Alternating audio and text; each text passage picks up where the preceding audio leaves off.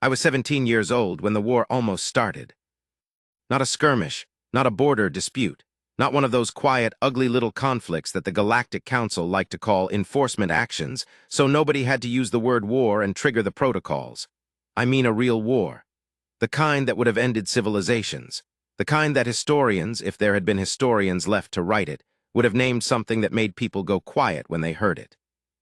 I was 17, and I was sitting in a relay station on the edge of the Delvaran Reaches, monitoring communication channels for my uncle's shipping company, because my uncle was too cheap to hire a proper signals officer, and I was young enough to think 14-hour shifts were an adventure rather than a labor violation. That's how I heard the signal first. Not the official version that got broadcast across the galactic net 3 hours later. Not the translated, processed, diplomatically sanitized version that the Council released to the public. The raw signal. The one that came in on the Mercy frequency at 3:47 station time, full of static and something underneath the static that I would spend the next 40 years trying to describe to people who weren't there. It sounded like a choir that had forgotten how to be hopeful. The Mercy frequency, officially designated Band 7, Subcarrier 9 in the Interspecies Communication Accords, is something most people know about in the abstract without really understanding what it means. You learn about it in school. You take a test. You move on. It's one of those pieces of civilizational infrastructure that exists in the background of everything without anyone thinking too hard about it, like gravity or the oxygen recycling systems in orbital stations. What it actually is, a protected communication channel agreed upon by every signatory species of the Galactic Accord, reserved exclusively for distress signals from medical facilities, hospital ships, evacuation convoys, and civilian populations in crisis. Broadcasting on Band 7 is a declaration. We are not combatants. We are not a threat. We are hurt, and we are asking for help. It's the oldest covenant in interstellar civilization, older than the Council itself, older than half the member species' recorded histories. You do not respond to a Band 7 signal with weapons. Everyone knows this. I want you to understand that because it matters. It matters for everything that comes after. The signal that came in at 3:47 was in perfect Band 7 format, medical distress, civilian emergency. The source coordinates. When I ran them through the navigation system, my uncle had bought second-hand from a Veldrani cargo outfit and never properly calibrated, came back as the Korath Station cluster. A collection of civilian habitation rings and commercial docking bays about 60 light minutes from my position, right on the border between Terathi sovereign space and the contested territory that everybody diplomatically pretended wasn't contested. The Korath cluster had a population of roughly 400,000 civilians, 12 species, families, merchants. People who had moved there because the border territories offered cheaper living costs and didn't ask too many questions about your documentation status. The signal said, "We have casualties, we have wounded, we need medical ships, please respond." I logged it, I flagged it. I sent a notification up the chain to my uncle's operations manager, who was almost certainly asleep. Then I sat back in my chair, in that little relay station that smelled of old coolant and the particular brand of instant noodles I'd been surviving on, and I listened to the channel stay open. Because whoever was broadcasting hadn't closed the transmission. It was still going. A loop, repeating on Band 7 every 40 seconds, steady as a heartbeat. "We have casualties, we have wounded, we need medical ships. Please respond." I didn't know yet what had happened at Korath. I didn't know about the Terathi Sovereignty Fleet's security operation that had gone wrong, depending on who you asked, in wildly different ways and for wildly different reasons. I didn't know about the 3 habitation rings that had been breached, the oxygen systems that had failed, the civilians who were suffocating in the dark while someone somewhere on some vessel I couldn't see kept transmitting on Band 7. I just heard the signal. And then, 22 minutes later, I heard something else. A response. Not from a medical vessel. Not from a hospital ship. Not from the Interspecies Aid Consortium, which maintained a fleet of white-marked relief craft specifically for situations like this. The response came in on a military frequency. Not Band 7, not a Mercy channel, not anything that was supposed to be used in response to a civilian distress call.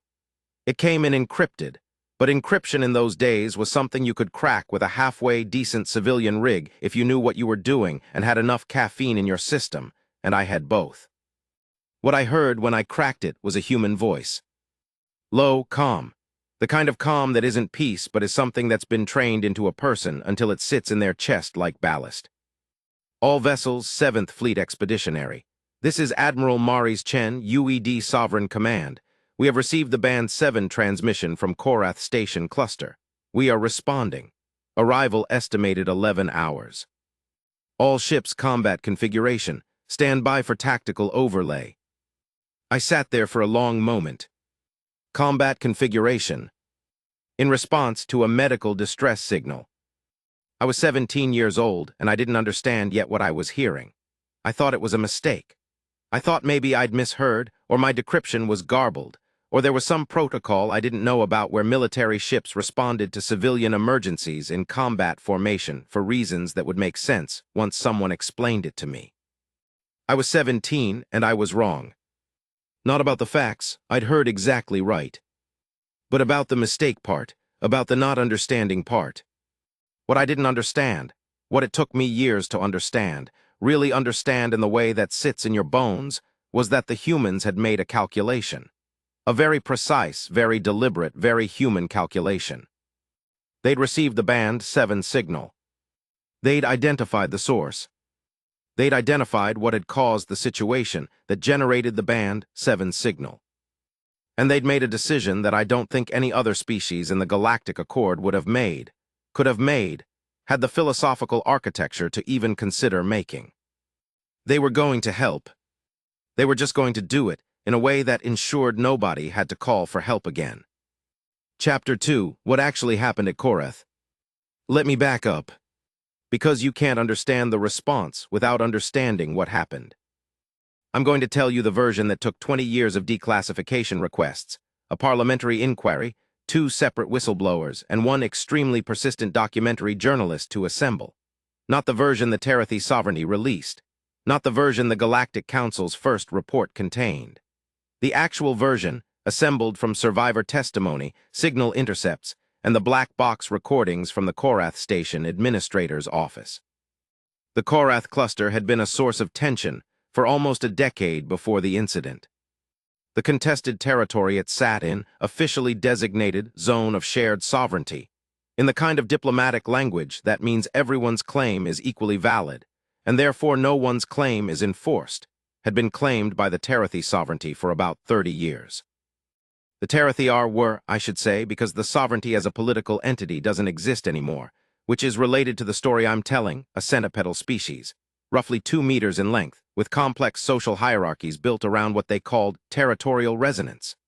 The concept is hard to translate cleanly, but the short version is, they believed that claiming and holding territory was a moral act, a demonstration of a species' right to exist at a given level of civilization. Territory you didn't hold, in Terathi philosophy, wasn't really yours. Territory someone else occupied without your permission was an insult to your civilizational dignity. 400,000 civilians of 12 different species, living in a cluster that the Terathi considered their sovereign territory, paying taxes to the Border Commerce Authority instead of to the sovereignty. This had been building for years. The official Terathi position was that the Korath cluster was an unauthorized habitation zone in sovereign Terathi space, and that the inhabitants were welcome to remain provided they registered with Terathi authorities, paid Terathi taxes, and flew Terathi sovereignty markers on their habitation rings. The unofficial Terathi position, which various intercepted internal communications made rather clear, was that non-Terathi species had no business living in Terathi space at all, and that the shared sovereignty designation was an embarrassing fiction that needed to be corrected. The security operation, and I'm using that phrase with all the contempt it deserves, was announced 3 days before it happened, in the form of a Terathi Sovereignty Fleet communique that was addressed to the Korath Station Administration Authority and stated, in formal diplomatic language, that the fleet would be conducting registration enforcement and sovereignty assertion activities in the cluster beginning on the 14th of the month. The station administrators, a Veldrani woman named Kestor Ambit and a human man named David Ochoa, who I'll come back to, because he matters more than almost anyone else in this story. Sent back 3 separate formal protests, filed emergency notifications with the Galactic Council, and attempted to contact every council member species with a presence in the region. The council's response was a diplomatic note expressing concern and requesting the Terathi sovereignty defer its activities pending review. The Terathi sovereignty's response to that was to begin the operation 12 hours early. What happened next? And this is from Kes Torambit's survivor testimony, which she gave to the commission inquiry 3 months after the incident, in a voice that never quite steadied even once in 7 hours of testimony, was not what the Terathi fleet commanders had planned. Or maybe it was. That was one of the things the inquiry tried to determine. It never reached a definitive answer. 3 Terathi warships entered the cluster.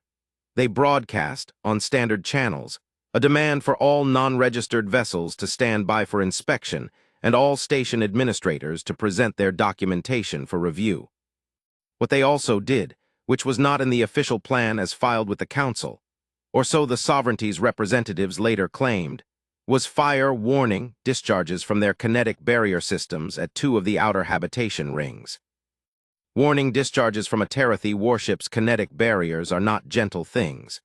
They're designed to rattle the structural frame of an opposing vessel, to create enough vibration and noise that the crew inside understands, physically in their bodies, that the ship threatening them is capable of much worse. When you do that to a civilian habitation ring, you get different results than when you do it to a military vessel. The outer hull of habitation, Ring 7, cracked along a pre-existing stress fracture that hadn't been flagged in the last maintenance inspection, because the company that contracted those inspections had been cutting costs. The crack propagated in 11 seconds. The oxygen recycling system in Ring 7's residential section failed 16 seconds after that. 4,200 people. I'm going to say that number again, because it's easy to let it slide past you as an abstraction. 4,200 people, families, children, a retired Veldrani professor who'd been working on a history of interstellar trade routes for 15 years. A human couple who'd moved to the cluster 3 years ago because they'd fallen in love there during a cargo layover and never quite gotten around to leaving. A Delvari medical student doing her residency at the cluster's main clinic, her first posting, her first real job, 3 months in. The oxygen failure spread to Ring 8 through the connecting tunnel before the emergency seal activated. Partial oxygen loss, 1,200 people in that section. And then Ring 9's structural coupling, which shared a load-bearing connection with Ring 7, began to destabilize. David Ochoa, station administrator, human, 43 years old, originally from a place called Guadalajara on the North American continent of Earth, took one look at the engineering readouts, took a breath, and transmitted on band 7. "We have casualties, we have wounded, we need medical ships, please respond." He kept the channel open. He kept it open for 11 hours.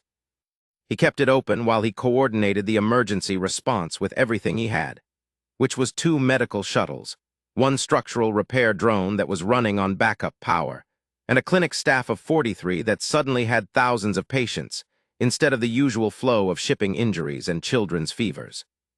He kept it open while Kes Torambit ran triage protocols she'd learned during a refugee crisis on a station she'd worked at 20 years ago, protocols she'd hoped she'd never need again. He kept it open while the 3 Terathi warships sat at the cluster perimeter, and their commanders had what must have been a very interesting internal conversation about what to do next, because none of them moved, and none of them fired again, but none of them left either. And 22 minutes after he first transmitted, David Ochoa's Band 7 distress signal received a response. Not from a medical ship. From Admiral Maurice Chen, UED Sovereign Command. "We are responding. Arrival estimated 11 hours. Ochoa listened to that message 3 times. According to the station's internal voice log, which somehow survived everything that came after and was entered into the commission record as Exhibit 47. He then said, very quietly, to no one in particular, "Oh no." Chapter 3, What Humanity Had Been Doing.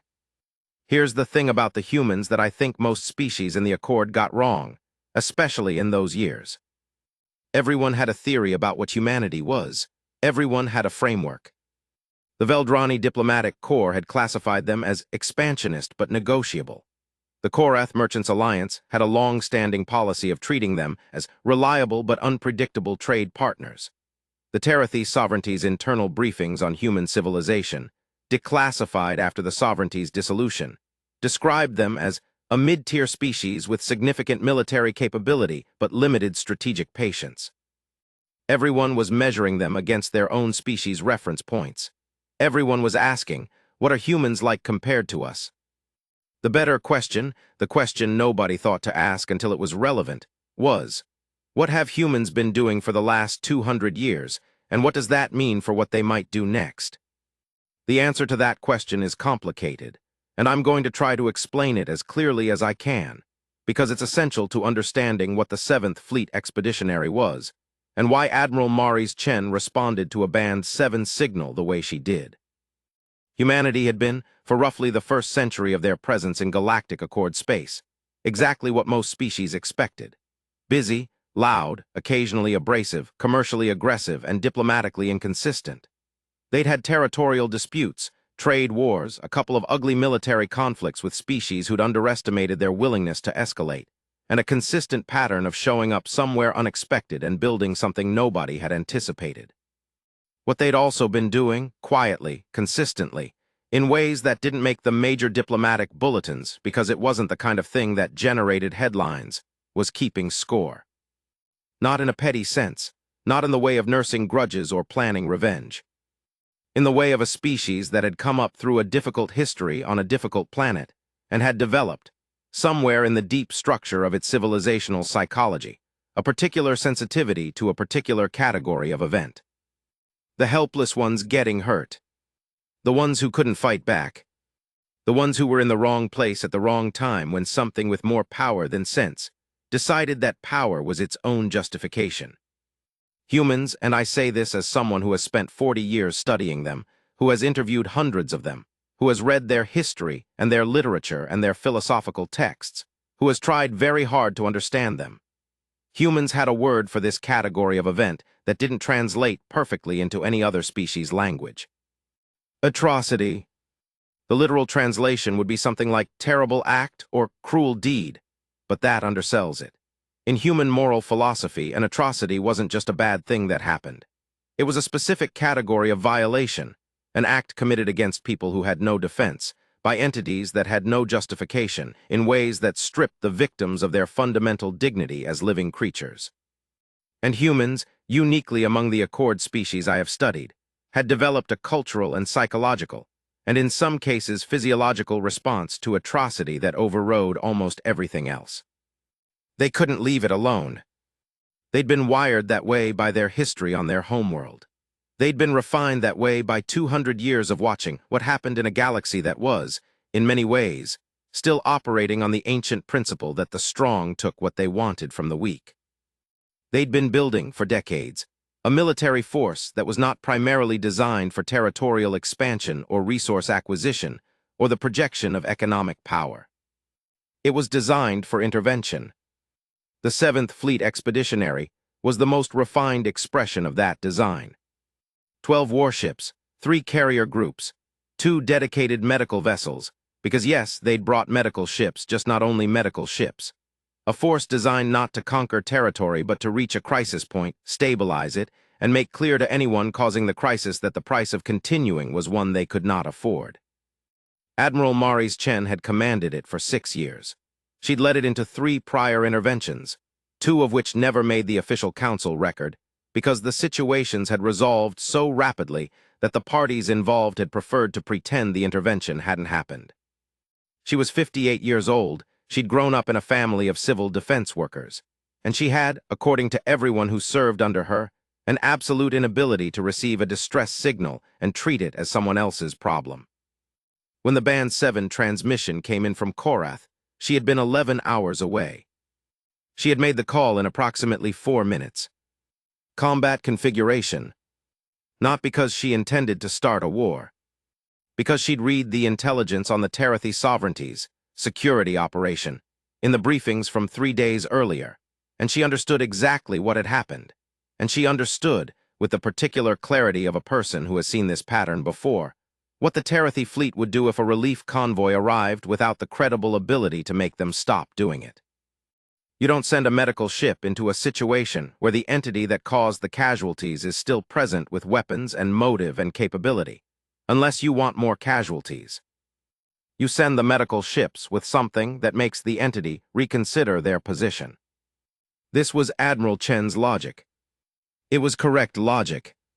The problem was that it was going to look, to everyone who saw it from the outside, like humanity was using a Band 7 signal as a pretext for a military deployment. And that was going to be a problem. Chapter 4, The 11 Hours. The 11 hours between Admiral Chen's response and the 7th Fleet's arrival at Korath are some of the most documented 11 hours in modern interstellar history, because everyone was watching and everyone was very worried about different things. The Galactic Council was watching and was worried about a military confrontation between humanity and the Terathi sovereignty in a contested zone, which would obligate the Council to take a position it very much did not want to take. The Terathi sovereignty fleet commanders were watching and were worried about what 11 human warships in combat configuration were going to do when they arrived, and whether the security operation had perhaps been a mistake in calibration. The 400,000 inhabitants of the Korath cluster were watching and were worried about the oxygen levels in their habitat rings, the stability of their structural couplings, and whether the 2 medical shuttles David Ochoa had were going to be enough. David Ochoa was watching and was worried about all of the above, plus the fact that he'd sent the Band 7 signal and gotten a military response, and he was now, technically, the reason humanity was deploying warships into a contested zone, and he wasn't sure he'd made the right call even though he hadn't really made a call so much as transmitted the distress signal that his emergency protocols required and hoped for the best. I was watching from my relay station, monitoring every channel I could crack, running on caffeine and the specific kind of adrenaline that comes from being very young and suddenly adjacent to something very large. Let me tell you what happened during those 11 hours because the hours matter. They're not empty time. They're where the story actually lives. Within 40 minutes of Admiral Chen's response, the Galactic Council had issued a formal communication to UED Sovereign Command expressing deep concern about the deployment and requesting clarification of humanity's intentions. The Human Diplomatic Services response, drafted, according to later accounts, in about 7 minutes by a deputy undersecretary named Tors. Waverly, who had been woken up at 4 in the morning and was apparently very good at being awake and coherent at 4 in the morning, was a masterpiece of diplomatic precision. It stated, in language that was perfectly polite and absolutely unambiguous, that UED Sovereign Command had received a Band 7 distress signal from civilian populations in the Korath cluster, that the signal indicated mass casualties and ongoing risk, that UED forces were responding to that signal in accordance with Galactic Accord humanitarian protocols, and that the combat configuration of the responding fleet was a standard force protection measure required when responding to a crisis zone with active hostile action. It then noted, with what I can only describe as exquisite diplomatic composure, that the Galactic Accord's humanitarian protocols did not specify that the responding force must be unarmed, only that it must intend aid rather than aggression. The Council's legal team spent 3 hours trying to find a protocol violation in this position. They couldn't. Within 2 hours, the Terathi Sovereignty's fleet commanders had held 2 separate councils of war and reached a decision that was internally characterized as tactical repositioning and was externally visible as the 3 Terathi warships moving from the cluster perimeter to a distance of approximately 1 light minute, far enough to be clearly not engaged in active operations, close enough to maintain their claim of presence. This was, in retrospect, the moment when the crisis began to resolve itself, though nobody knew that yet. What the repositioning meant was that the Terathi commanders had decided they did not want to be in a position where they were physically blocking a relief convoy when it arrived. They did not want to be the ships standing between 400,000 civilians and the force responding to those civilians' distress call. They still wanted to make their sovereignty claim.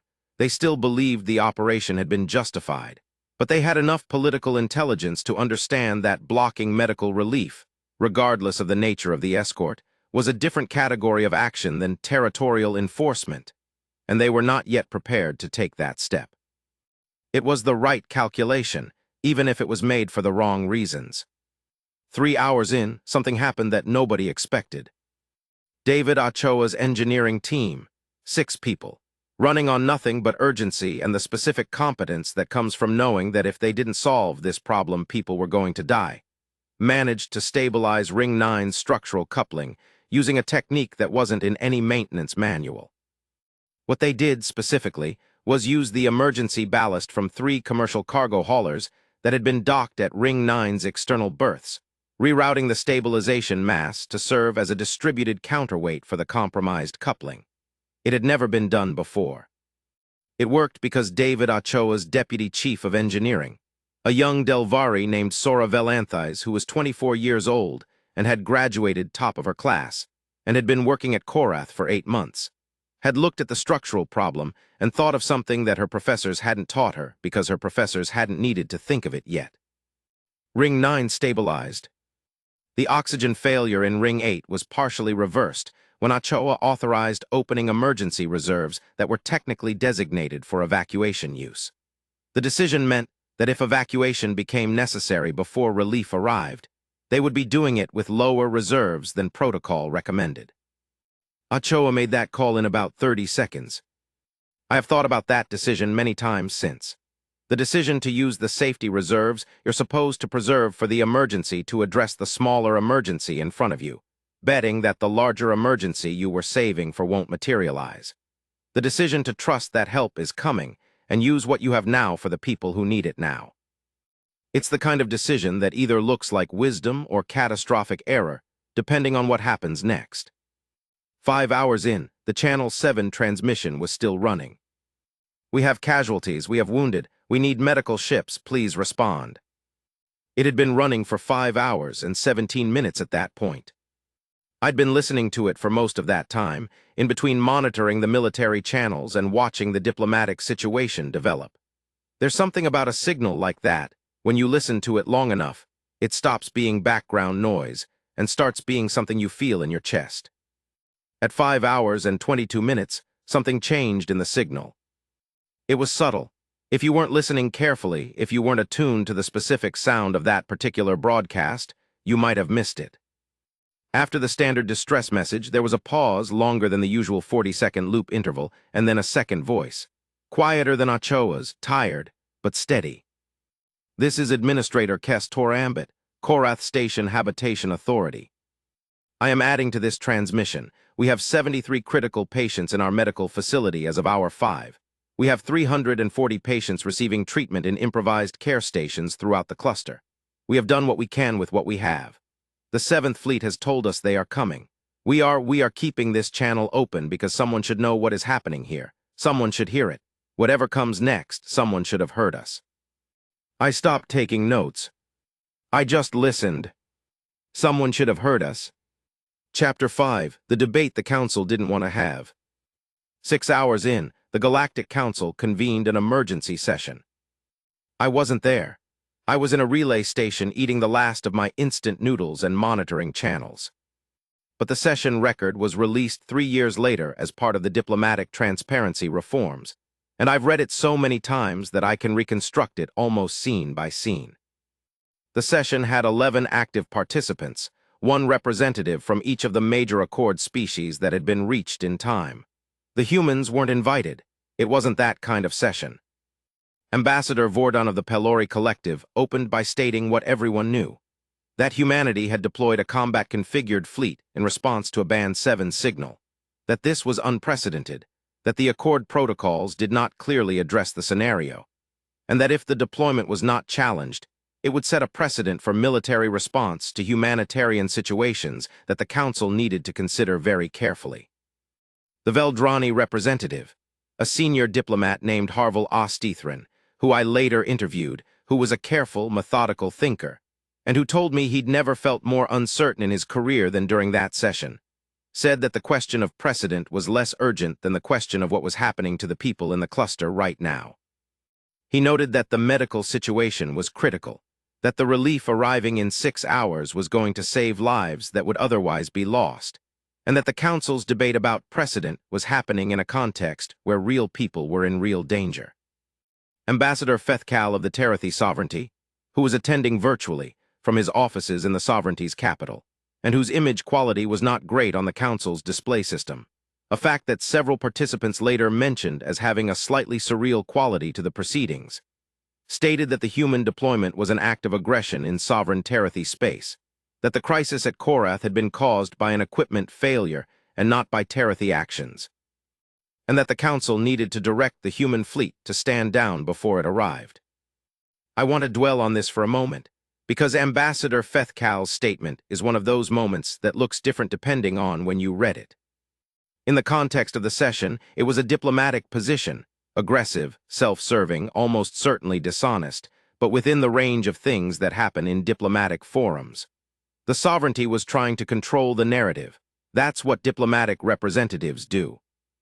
The problem was that everyone in the room, everyone watching the same signal intercepts, the same engineering reports from Korath, the same survivor testimonies that were already beginning to filter out through the cluster's network, knew that the equipment failure had been caused by the Terathi Warships' weapons discharge.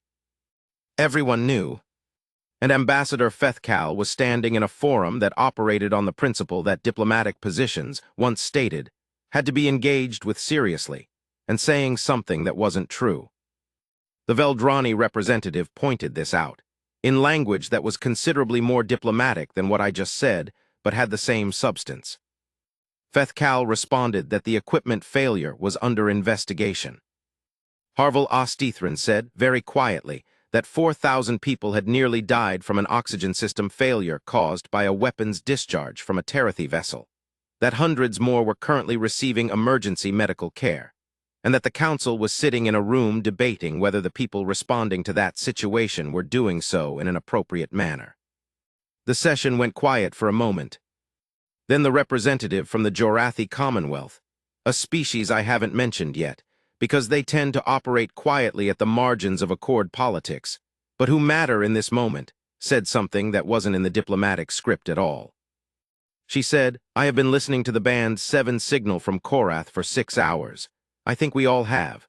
I think we should be honest with each other about what we are really discussing here." She paused. "We are discussing whether we are comfortable with a situation in which a species responds to other species calling for help. We are discussing whether we want humanity to be the kind of species that does this. Because if they do it and it works, and those people at Korath survive, then we have to acknowledge that we did not do it. That when the Band 7 signal went out, we convened a session to discuss precedent." Another pause. "I am not comfortable being part of the species that convened a session to discuss precedent. I do not think the people of Korath will remember us fondly for this session." The session, according to the official record, went quiet for 47 seconds. Then it continued, because it had to, because that's how these things work.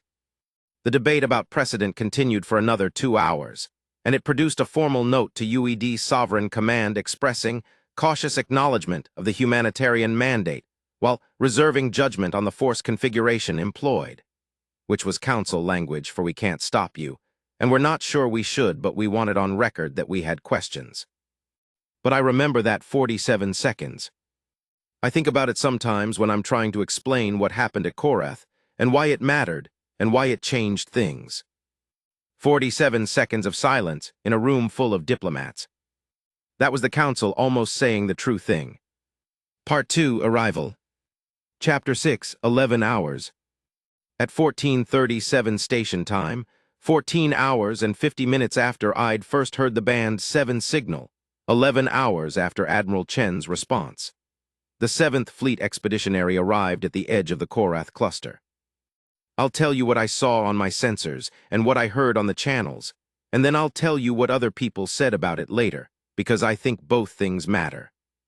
What I saw on my sensors: 12 contacts, UED military configuration, in a formation that I didn't recognize because I wasn't a military analyst, but which the sensor system my uncle had bought second-hand flagged as Combat Deployment Array. They decelerated hard coming out of transit. The kind of deceleration that civilian ships don't do because it's hard on the frame and unnecessary when you're not in a hurry, but which military ships do when they want to be visible, when they want to make clear that they've arrived and they know exactly where everything is. What I heard on the channels, nothing for a moment, silence on military frequencies. Then Admiral Chen's voice, on the open diplomatic channel that the Council had been using, clear as anything. Korath Station Administration, this is Admiral Maurice Chen, 7th Fleet Expeditionary. We are on approach. Medical units are deploying now. Please confirm your most critical coordinates and we will prioritize accordingly. And then on Band 7, the Mercy Channel, the protected channel, the channel you use when you're asking for help, Admiral Chen's voice again. Not because she needed to use Band 7. She was already in communication, but because she'd heard that signal for 11 hours and she understood the gesture. We're here, this is the 7th Fleet. We received your signal. We're here. I heard David Ochoa's voice after a moment coming back on the Band 7 channel. Just 2 words. Thank you. I'm not going to apologize for what that did to me. I was 17 years old. I'd been awake for almost 20 hours. I'd been listening to that distress signal for 14 of them. You can make fun of me for crying in a relay station that smelled like old coolant if you want. I've heard worse. Chapter 7, The Medical Ships. People forget when they tell this story, and it gets told a lot in a lot of different versions, that Admiral Chen brought medical ships.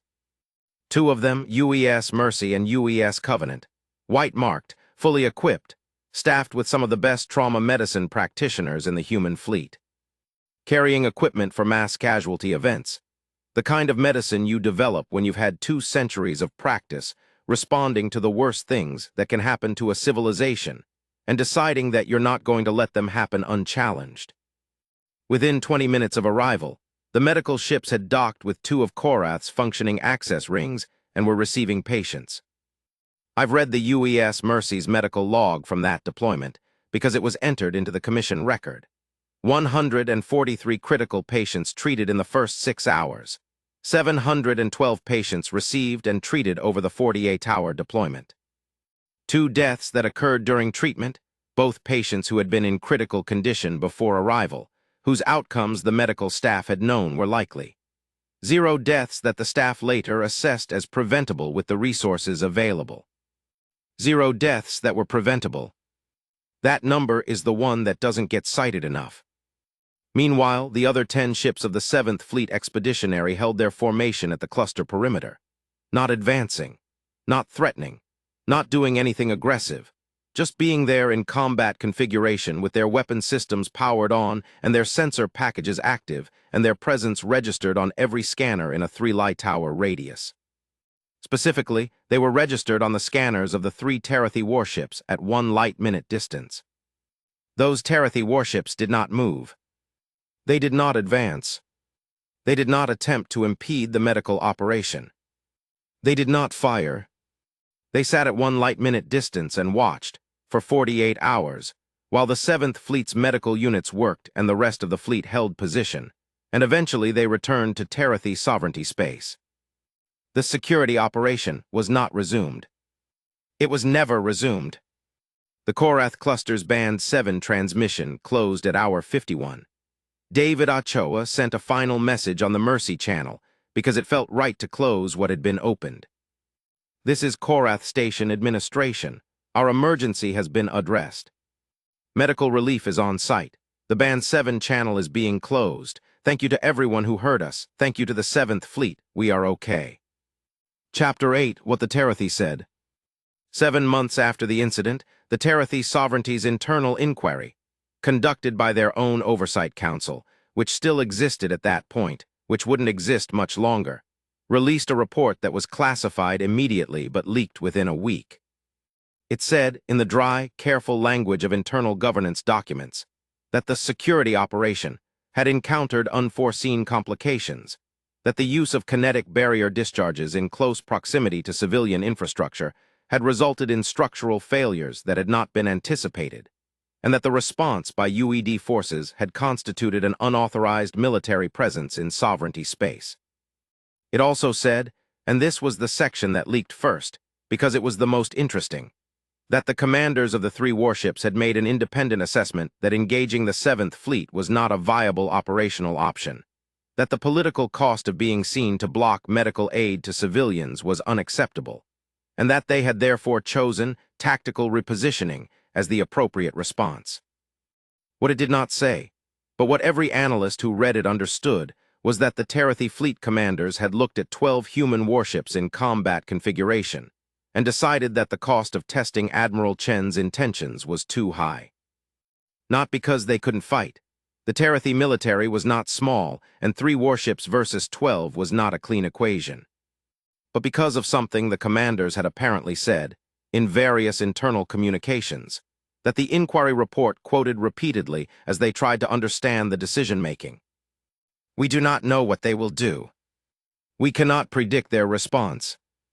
They sent warships to a medical signal. We cannot calculate this. The Terathi commanders were afraid of uncertainty. Not of the guns, of the not knowing. They'd looked at a species that had responded to a Band 7 signal with combat-configured warships, and concluded that they were dealing with an entity that did not behave according to predictable parameters, and that fighting an unpredictable enemy in a situation that was already politically catastrophic was a risk they couldn't accept. The fear of human unpredictability had saved Korath's inhabitants as surely as the medical ships had. Part 3, What Came After. Chapter 9, The Commission Inquiry. The Galactic Security Council's Commission of Inquiry into the Korath incident convened 8 months after the events, and I spent the first 3 days of it in a waiting room outside the testimony chambers in the Council's orbiting administrative hub, because I had been identified as a witness through the relay station records and subpoenaed. I was 18 years old. I'd never been off Delveran reaches before. The Council's hub was the most extraordinary thing I'd ever seen, a structure so large that it generated its own weather patterns in the interior atrium, with cloud formations drifting through the upper levels, and a rain cycle that the maintenance staff apparently had to manually manage, because it hadn't been originally planned, and now couldn't be removed without structural consequences. I sat in a waiting room under artificial clouds and thought about what I was going to say. My testimony took 4 hours. I told them what I'd heard, the Band 7 signal, Admiral Chen's response, the 11 hours of monitoring, what the channels had sounded like, what the signals had told me second by second about what was happening at Korath. The Commission's senior examiner, a Pelori named Veth Osmalkin, who was 1,200 years old and looked like a philosophical argument given physical form, asked me, near the end of my testimony, what I thought about what humanity had done. I thought about that for a moment. I was 18. I didn't have a polished answer. I said, I think if I had been in one of those habitat rings with the oxygen failing, I would have wanted them to come. He made a note. I don't know what he wrote. The Commission inquiry ran for 6 months and produced a report of considerable length that I will not try to fully summarize. The key findings were: 1. The Terathi Sovereignty's security operation had violated multiple provisions of the Galactic Accord civilian protection statutes, specifically those relating to the use of weapons systems in proximity to civilian habitation. 2. The Band 7 transmission from Korath had been legally valid under all relevant protocols. 3. The human response had been technically compliant with humanitarian response protocols under a reading of those protocols that the Commission characterized as expansive but not unsupportable. 4. The deployment of combat-configured forces alongside medical units was without clear precedent, but was not found to constitute a violation of any specific Accord article. 5. The incident had exposed significant gaps in the Accord's humanitarian response framework that needed to be addressed through legislative reform. The Commission also issued a supplementary finding, which was unusual. Supplementary findings were not normally part of inquiry reports, and Veth Osmalkin later said that he had included it over the objections of several Commission members because he believed it was necessary. The supplementary finding read: The Commission notes, without prejudice to the legal findings contained herein, that the Band 7 signal from Korath remained open for 51 hours. That signal was heard by every monitoring station within the relevant communication range. The Commission finds no record of any Accord member species other than humanity having deployed any form of response, military, medical, or diplomatic, during that period. The Commission declines to characterize this finding. It presents it as a matter of historical record, to be weighed by each Accord member and each individual who reads this report according to their own standards and their own understanding of the obligations that civilizational membership entails. The Commission notes only that the signal was heard, that help was asked for, that the question of who answers, and how, and whether the answer arrives in time is a question that this incident has posed to the Accord as a whole, and that the Commission believes the Accord should take it seriously. Chapter 10, David Ochoa. I interviewed David Ochoa 4 years after the incident. He was living in a small apartment in the administrative section of a rebuilt Korath cluster. They'd repaired Ring 7, reconstructed Ring 8, reinforced Ring 9, and commissioned a new structural inspection protocol that bore his deputy engineer's name, the Velanthai's standard. He'd aged was my first impression. Not dramatically, not the way people age when they've been through something physically terrible. The quiet kind of aging. The kind that happens when you've been responsible for something very large and have carried it for 4 years. He made coffee, actual coffee, which is a human beverage I've never fully acquired a taste for, but have always found the process of preparing to be strangely calming to watch. And he sat across from me at a small table and answered my questions with the careful attention of someone who had thought about all of this many times and had mostly made peace with it. I asked him about the moment he'd heard Admiral Chen's response. He laughed, which I hadn't expected, a real laugh though tired at the edges. I said, "Oh no," he said, which probably sounds terrible. Someone responds to your distress call and you say, "Oh no." Why, I asked. Because I knew what it meant. I knew what it was going to look like. A military response to a Band 7 signal. I'd done enough interstellar law coursework to know that was going to be complicated. I was thinking about the politics, and I had 4,000 people in a failing oxygen environment, and I was thinking about the politics. That bothered me for a long time afterward. Were you thinking about it the whole 11 hours? No, he said. After the first 20 minutes I had too much else to think about. Sora was working on the Ring 9 coupling, and Kess was running triage, and I had to figure out how to stretch 2 medical shuttles and a clinic staff of 43 across a mass casualty event.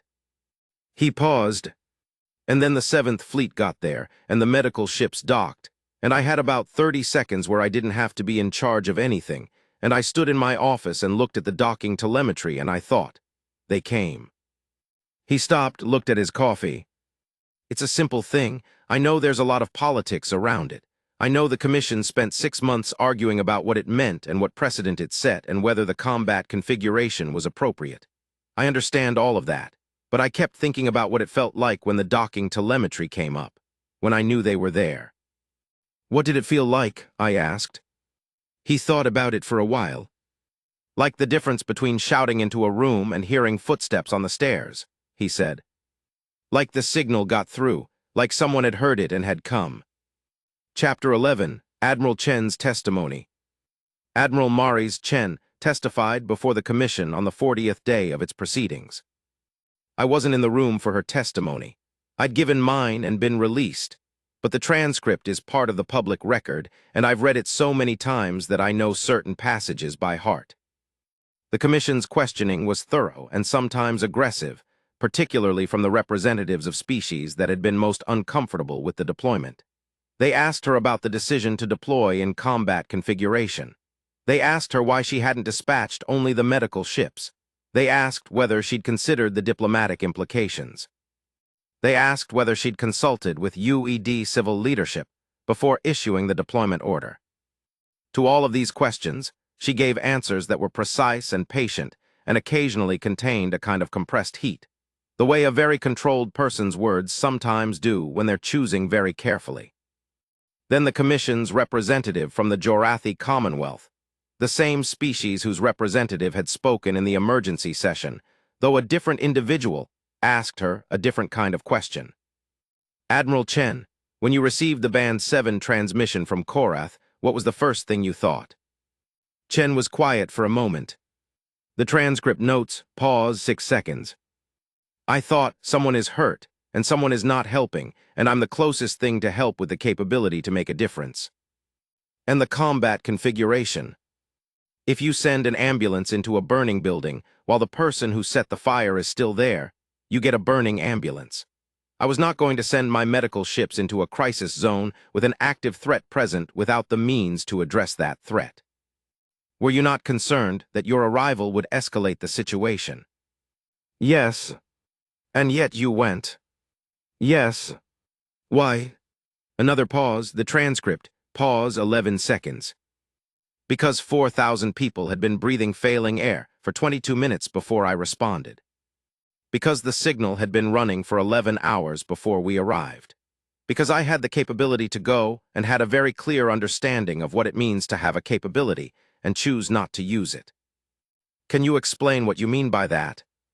It's a concept in human ethical philosophy. You'll find different versions of it in different traditions, but the core is the same. The harm you cause by acting is not the only harm you're responsible for. The harm that happens because you chose not to act when you could have, when you had the means, that harm is also yours to carry.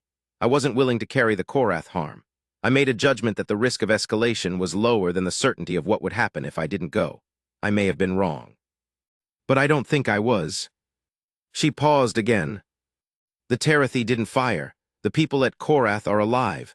I'll accept the Commission's judgment on the procedure, but I am not going to tell you I regret going. Chapter 12, Sora Velanthes. 6 years after the incident, I tracked down Sora Velanthes. She was working at a systems engineering firm on Delvara Prime. She'd left Korath a year after the incident, had gone back to school, had gotten a second degree. She was 30 years old.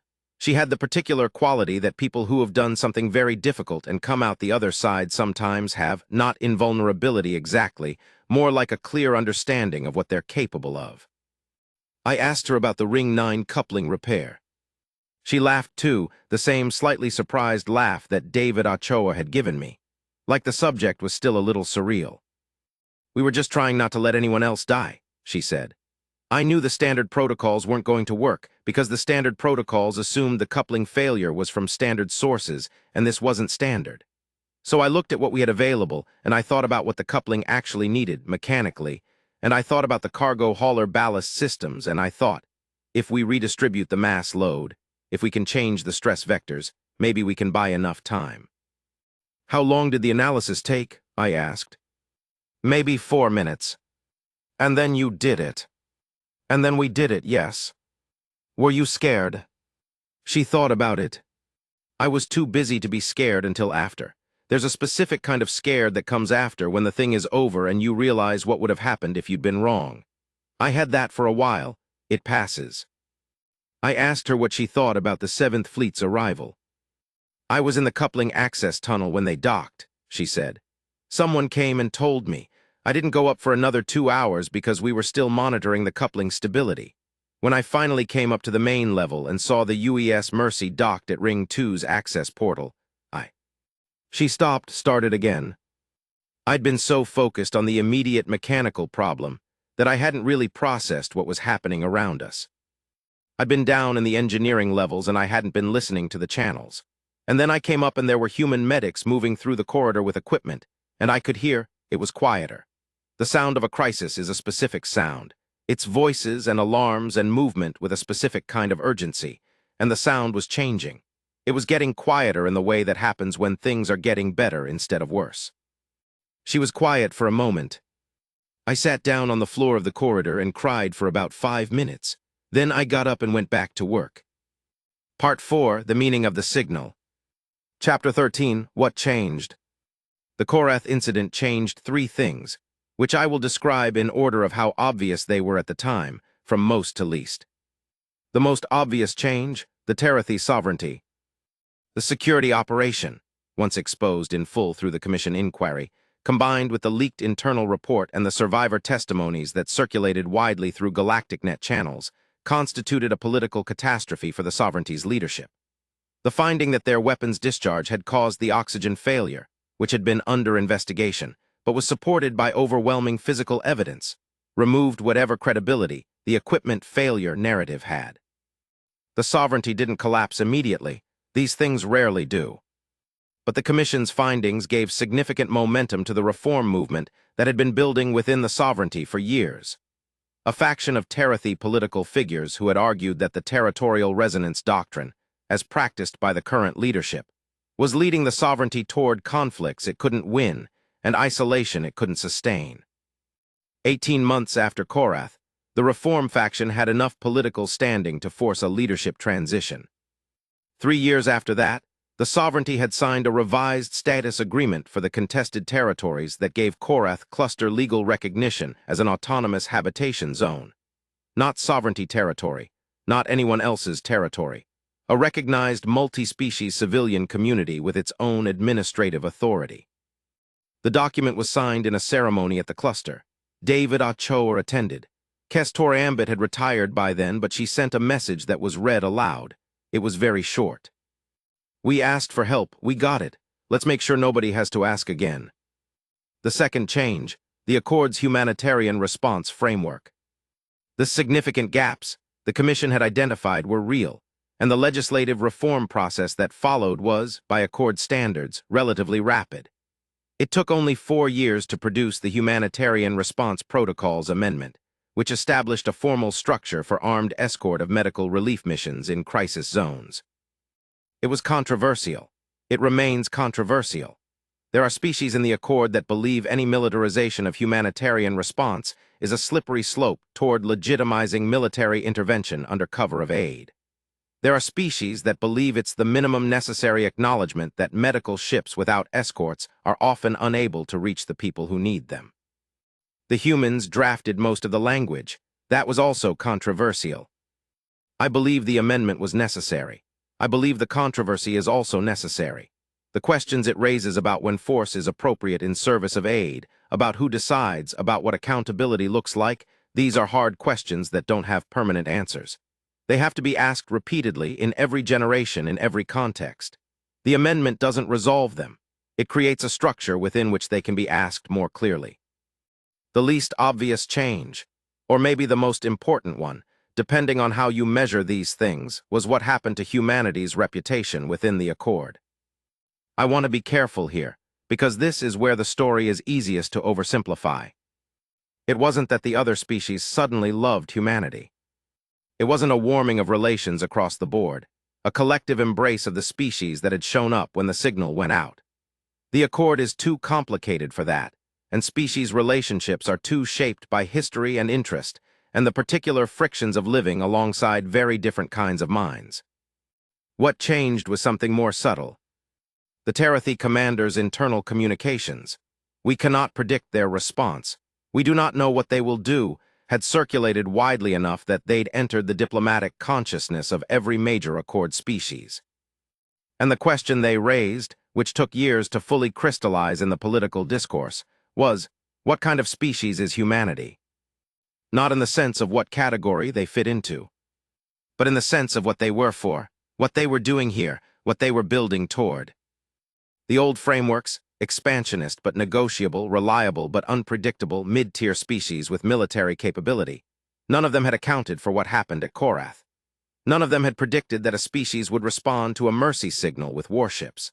None of them had modeled the particular combination of military capability and apparent genuine motivation to use it for people who had no claim on humanity, no economic relationship, no strategic value. A species that does something unexpected resets the calculations. Every other species had to reconsider what they thought they knew. Some of those recalculations led to wariness. Some led to cautious interest. Some, particularly among species that had their own histories of being vulnerable, of being on the wrong side of power differentials, of knowing what it felt like to broadcast a signal and not be sure anyone would come, led to something that looked, if you were paying careful attention, like the beginning of trust. Not certainty, not alliance, not the complicated political structures that would develop over the following decades. Just the beginning. Just the first thread of a calculation that said, these ones came, when it mattered, when no one was making them, they came.